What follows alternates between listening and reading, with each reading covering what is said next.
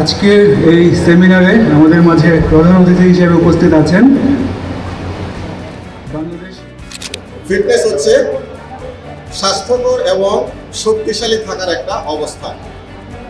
এটা যে কোনো ব্যক্তি যে কোনো বয়সে খেলাধুলা করতে পারা বা পেশাগত যে কোনো কাজ সুন্দরভাবে করতে পারা, দৈনন্দিন যে কোনো কাজ সঠিকভাবে করতে পারার যে অংশটা সেটাই হচ্ছে ফিটনেস, অর্থাৎ আপনাকে কর্মক্ষম রাখার একটা ব্যবস্থা।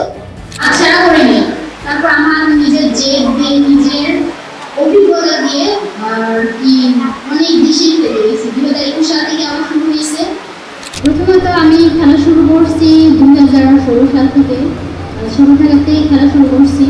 তারপর বঙ্গতে খেলছি, তারপর হচ্ছে। তোমাদের মধ্যে কারো কি ইচ্ছা আছে এরকম ন্যাশনাল টিমে খেলার? হাত তোলো দেখি।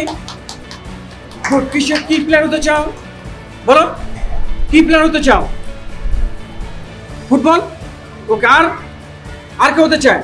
আমাদের টোটাল এই মুহূর্তে 52টা ফেডারেশন আছে, মানে 52টা ন্যাশনাল টিম আছে। ফুটবল আছে, ক্রিকেট আছে, কাবাডি আছে, হকি আছে, ব্যাডমিন্টন আছে, টেনিস আছে।